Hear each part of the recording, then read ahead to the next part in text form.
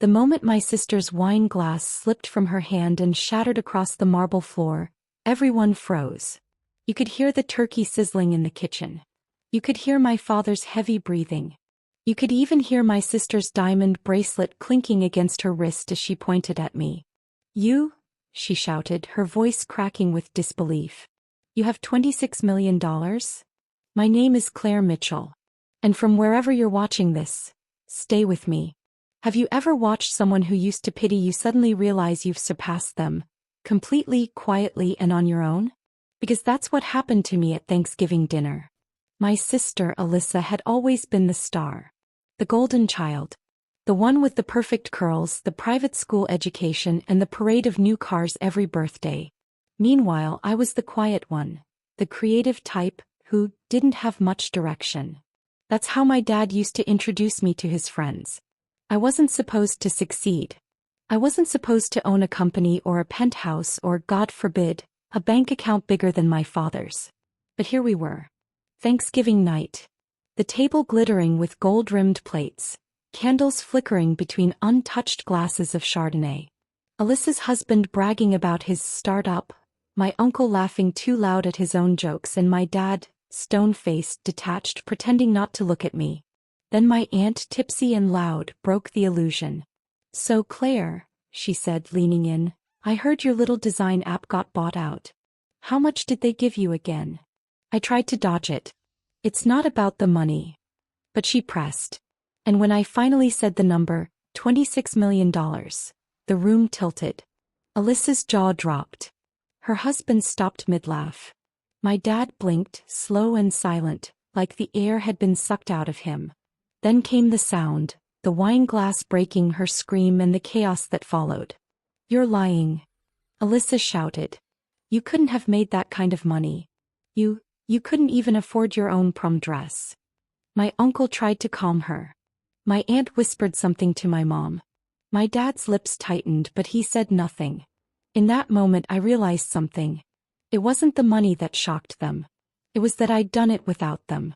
And as Alyssa cried into her manicured hands, I just sat there, calm, quiet, watching the perfect family dinner unravel like a silk thread pulled too far. Because the truth? That night wasn't an accident. It was the beginning of my plan. To make them feel what I felt my entire life. After dinner, the house was quiet, the kind of silence that follows after a storm. Candles still burned low, the turkey sat untouched, and I could hear Alyssa's muffled sobs echoing from upstairs. I sat in the living room, swirling what was left of my wine, pretending to scroll my phone. In reality, I was replaying every word, every look. They weren't shocked because I was rich. They were humiliated because I'd beaten them at a game they didn't even know I was playing. When I was 16, Dad told me I should focus on marrying well. He said Alyssa was the achiever, and I was the dreamer. He'd laugh when I tried to show him my sketches. "That's cute, Claire. But you need something real." He said it so many times I started believing him. Until one night in my college dorm, broke and forgotten, I decided to build something real. For me, that design app. It started as a way to prove I could do something without their name, without their help. It was my rebellion. And when a Silicon Valley investor offered to buy it, I didn't tell anyone. Not even my mom. I wanted to see what life looked like when I didn't have to beg for approval. Now I was sitting in a leather armchair across from my father, who still hadn't spoken since dinner. He finally looked up. "So," he said, voice cold, "you didn't think to tell your family about your little success?" I smiled softly. "You never asked." His jaw clenched. "You always did like keeping secrets." That made me laugh. A small, bitter laugh that filled the room like smoke. "Secrets? Oh, Dad. I just stopped sharing things with people who used to laugh at them." He didn't respond. But the silence between us said everything. Upstairs, I could hear Alyssa pacing. I knew her. She wasn't crying from hurt. She was crying from rage. The kind of rage that comes when the world suddenly stops revolving around you. I'd seen her like that before. When she didn't get prom queen. When her ex dumped her for someone quieter, someone like me. When our parents told her she'd have to pay her own bills for the first time in her life. For 1 month. No. She was watching her little sister sit in the spotlight she thought would always belong to her. I leaned back, staring at the reflection of the fireplace in the glass window. This wasn't about revenge. Not yet. This was about truth. But truth in my family was always the spark that started the fire. And as the night deepened, I could feel it, the shift. Alyssa wasn't going to let this go quietly. She was going to remind everyone who the real success was. And I was going to let her try. Because nothing burns brighter than a sister's pride. Right before it turns to ash. By morning the house looked the same, but everything inside it had changed. The kitchen smelled like coffee and bitterness. Alyssa's laughter used to fill these mornings. But now there was only the soft clink of spoons and the sharp sting of silence. When I walked in, she was already there, flawless as always, wearing one of her designer robes, pretending nothing had happened. Her mascara was perfect again, but her eyes were glassy with rage. "Morning," I said, my tone calm, casual. She didn't look up. "You must be so proud of yourself." I poured my coffee. "For what?" "For rubbing your little success in everyone's face." I turned to her slowly. "Alyssa, I didn't brag." Aunt Carol asked. She slammed her cup down. "You wanted me to know. You wanted to humiliate me in front of everyone." I met her glare and said nothing. Because deep down she wasn't wrong. She stood up, arms crossed. "Do you have any idea how you made Dad look? He's been paying your phone bill for years and now you're, what? A secret millionaire." I took a slow sip. "He stopped paying my bills 8 years ago." Her expression cracked. A flicker of confusion, then shame, then fury. It hit me then. Alyssa's entire sense of power came from comparison. She needed me to stay beneath her. The struggling sister, the artsy one, the reminder that she was doing better. Without that contrast, she was just ordinary. Later that day she proved it. When I checked my phone, I saw a new text from my former college roommate. "Hey, your sister just followed me." "Weird." She DM'd asking about your old company. Then another. "Did you really sell it?" She's asking around. By evening the messages kept coming. Alyssa was digging, calling people, spinning stories, trying to find something to discredit me. At dinner she smiled across the table, sugar sweet. "Claire, I was just telling Mom how amazing it is that your little app sold for so much. You must have had a lot of help, right? Maybe a boyfriend in tech." My fork froze midair. She smirked. My dad didn't look at me. My mom looked uncomfortable. My uncle chuckled. And Alyssa basked in it, that familiar glow of control. I smiled back. "No help, actually. Just a lot of long nights. But don't worry, Alyssa. Not everyone needs to be safe to succeed." Her smirk faltered. That night she posted a throwback on Instagram, a picture of us as teens captioned, "Crazy how some people pretend to be humble when they've changed so much. Money doesn't buy class, kiss mark. It went viral in our small town. That's when I knew. This wasn't jealousy anymore. It was war. But what Alyssa didn't know was that I'd already prepared for this. She was playing checkers. And I'd been building a chessboard for years.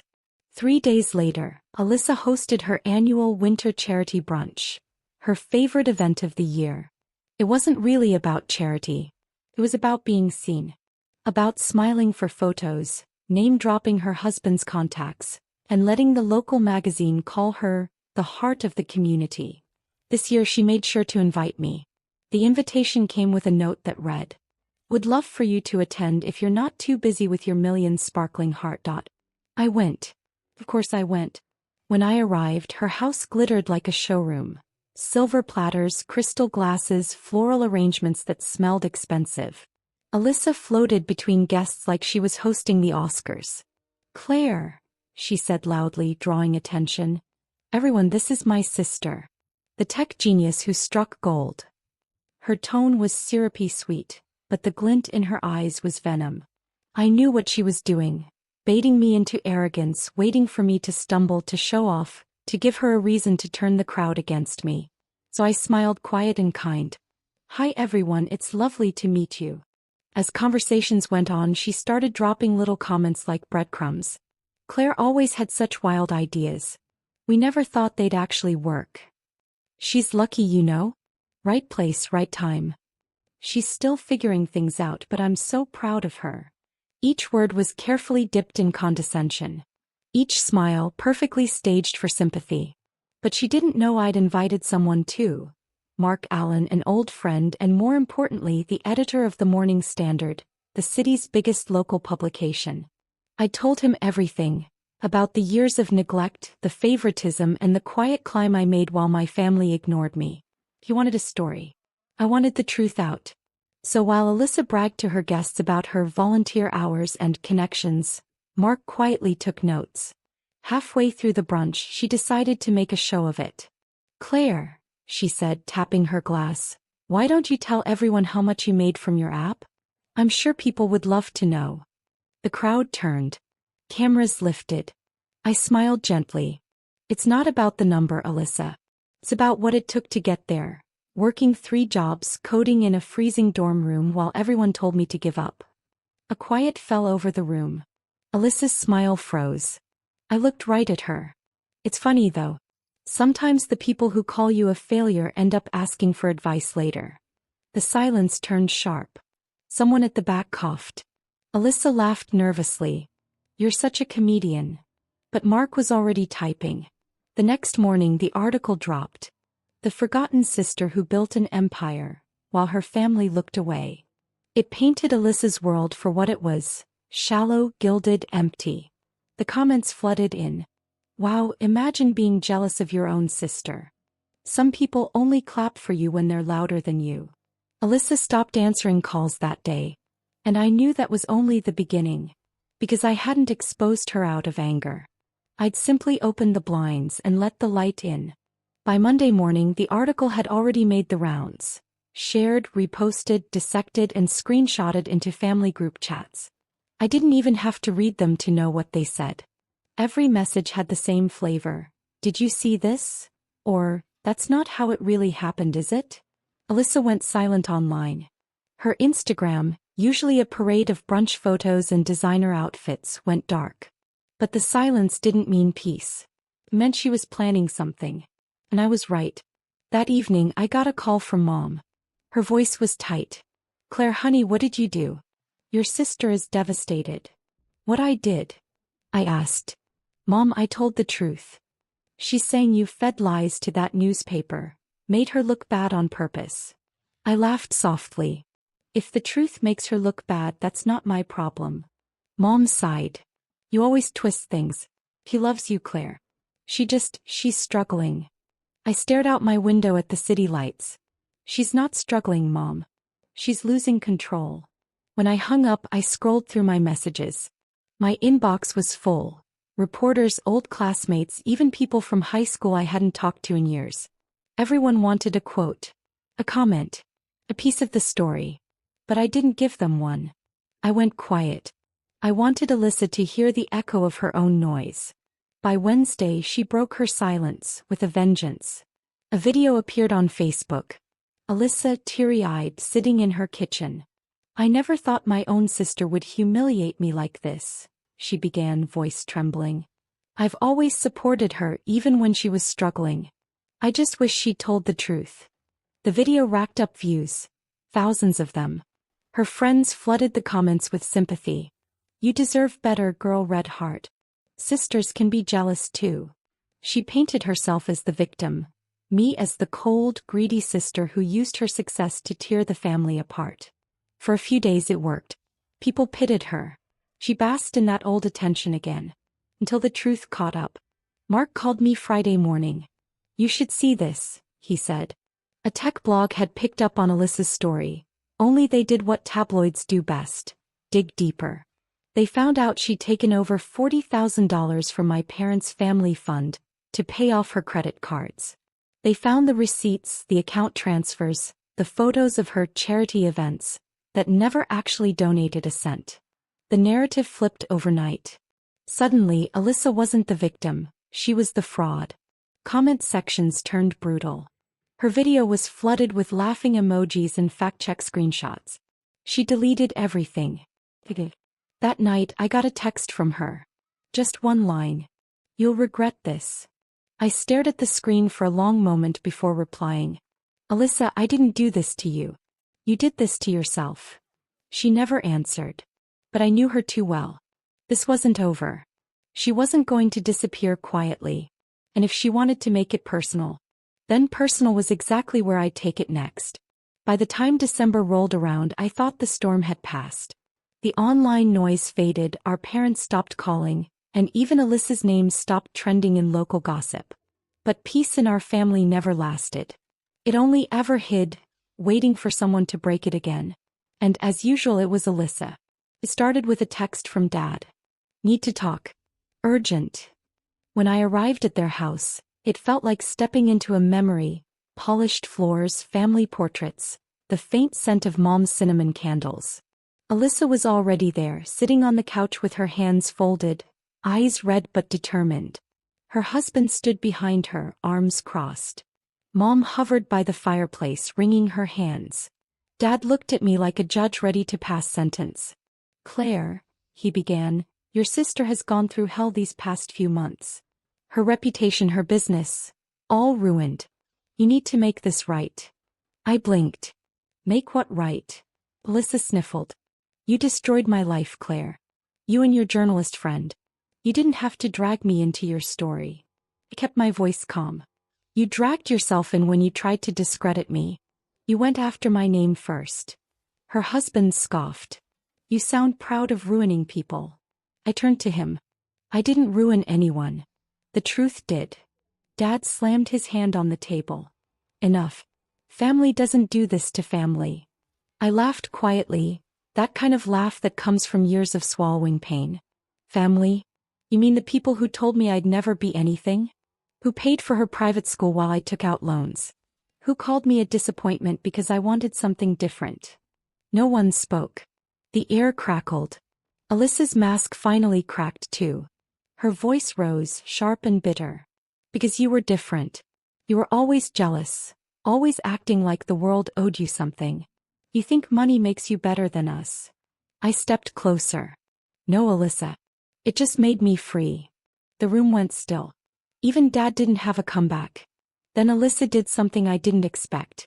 She reached into her purse, pulled out an envelope and tossed it onto the table. Inside was a thick stack of printed emails.